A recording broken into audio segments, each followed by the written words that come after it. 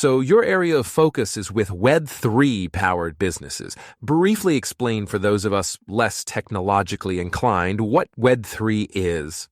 I would say the key difference is ownership. And if we go back to Web 1 versus Web 2, Web 3, all those are just convenient sounding names for the progression of the internet. I mean, it makes logical sense for Web 1 to go to Web 2 to Web 3. And so what Web 1 is I would think of read only. So in Web 1, we could read content and that's all we could do. Web 2, read and write. So let's frame it as like social media, like Instagram, YouTube, even this podcast, wherever you posted. I can post something that's me writing content. You as a listener can read that content. The only issue is neither of us own the content. So if I do that post on Instagram, Instagram owns the content. They sell my data. They make money from nefarious purposes, or they can retroactively cancel you and take away your content. And Web3, I would say, is read, write, and own. So I can write content. You can read the content. The only difference and the key thing is we can own the content, and that's in the form of an NFT. So let's say hypothetically, I create an NFT. I now own this NFT. Then you purchase an NFT or I gift it to you, however we decide to do that deal.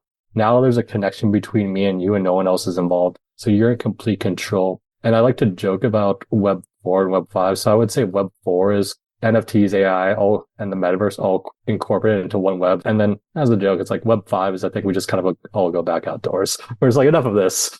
And Web 3, I mean, with ownership comes responsibility. Like, for example, if I own the content, I'm responsible for the content. And so that's where the biggest gap is. And that's what we're dealing right now. There are two main reasons Web 3 hasn't fully taken off. The first is incentives, meaning like, why would anyone interact with Web 3? Why would anyone interact with cryptocurrency? There hasn't been too many incentives. ShopX is trying to fix that by adding e-commerce incentives for the NFT product.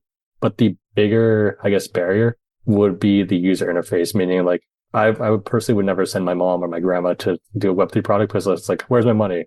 No, I don't know. How do I find it? Who do I ask? Oh, there's no customer support because it's a blockchain. Okay, looks like you have to go on Reddit and find a very specific solution that some guy came up with like 5 years ago. It'll get fixed once the larger brands come in. And once they come in, they have the capital and the resources and now the incentive to make the system usable for their customers.